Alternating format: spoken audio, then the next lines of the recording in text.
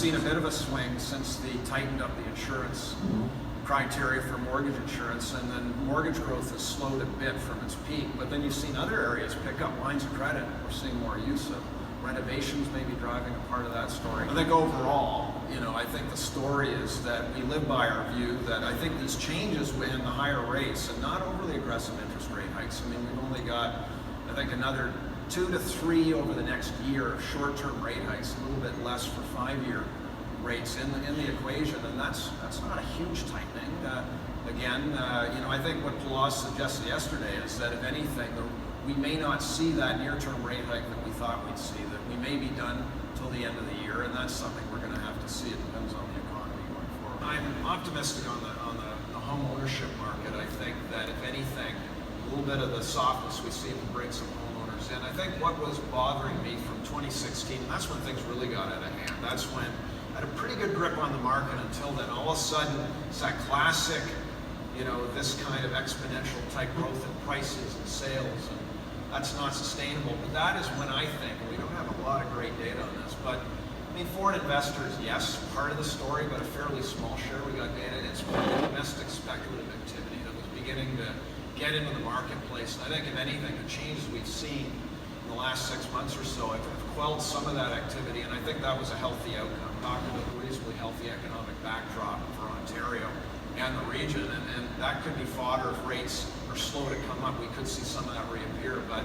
so far so good. And I think that's where we've seen the biggest pullback. It'll be interesting, some of the changes that were announced by Ontario, the rent regulations, how that'll affect some of the investor side of the market. There's been over 1,000 developments that have now applied to become condos, no longer rentals, because of the rent control rules. There you go. So we're seeing a shift, and that would parallel with, I think, where the big source of demand is going to come from, more from the home ownership. And we're kind of in that balanced type market. So I think that's really a good thing. I mean, absolutely. The first quarter was challenging for everybody. The only ones really reaping the benefits were sellers. Yeah. But even for them, I mean, it was so volatile, and then if they did sell, where were they going to go next? There's a lot of talk about it being a buyer's market, when statistically we still have low inventory. One of our big concerns was supply, because we saw in Vancouver when they implemented their big changes in BC, you had sales come way back, but supply didn't come back too much. In the Toronto region, it did. We saw a big drop in listings, and again, it may have been partly the timing, partly the expansiveness of the changes along with the federal changes.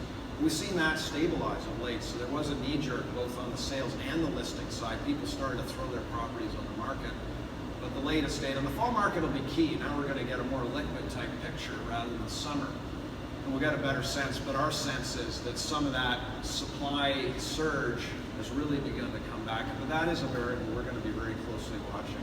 Usually a central bank gives you a good sense as to where they're going, and that way markets don't swing around too violently when the changes happen. But they didn't do that this last time in particular. So we've heard from them in the last week or two, and what they're signaling after a couple of months of silence is that they've got a balanced picture as we do. They're seeing things like we have, and low inflation, good growth, which means higher rates, but not dramatically. Give us a global perspective. Derek's the Deputy Chief Economist at Toronto Dominion, so. Yeah, sure. Global perspective. It's been a tough ride for the global economy in the last decade. I don't think there's any secret about that, but the world's done surprisingly well over the past year or so. We've just recently upgraded our global forecast.